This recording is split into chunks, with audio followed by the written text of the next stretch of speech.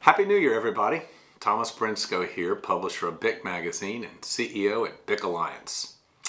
Last year, well, I should say just last month and a half or so ago, I discussed why I'm bullish on oil. And despite the swoon of pricing, I still am. OPEC really hadn't been hitting their production quotas. The Biden administration still promising no more drilling. The United States is eventually going to run out of inventory of DUCs, the drilled but uncompleted wells that are propping up our production numbers. Our strategic oil reserve withdrawals, we're going to have to cease or slow down, and those withdrawals have artificially put a lot more oil on the market last year. And China is reopening, and so we'll see more demand there. Basically, I'm convinced that oil consumption growth will outpace the production growth, and renewable energy just won't come online fast enough to counteract that imbalance. Additionally, the world's need for petrochemicals will continue to grow as well. Witness CP Chem and Qatar Energy's recent announcement of an $8.5 billion investment in Southeast Texas. They're pretty bullish on the future, right? So, bullish on the future of our industry and my company as well, despite some headwinds. And the proof is we've made some heavy investments last year. While still recovering from COVID-era setbacks, we had a record year in almost every metric in our digital department. Near record levels for our headhunting division, BIC Recruiting, and we've seen a huge upsurge of activity in our M&A business, IVS Investment Banking. At the same time, 2023 is going to pay off big because we've made further improvements into our world-class content.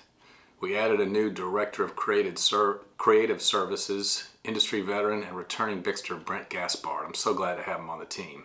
You can thank him for the beautiful design throughout our print publication and our website. We also have Janice Stafford in a newly created position of Director of Content. She's coordinating the BIC staff writers, freelancers, and over a dozen different guest columns from various industry associations. I'm really proud of those. We call them Inside Industry articles. They're bunched together in our print magazine's table of contents, and we share them regularly on our social media channels and the website.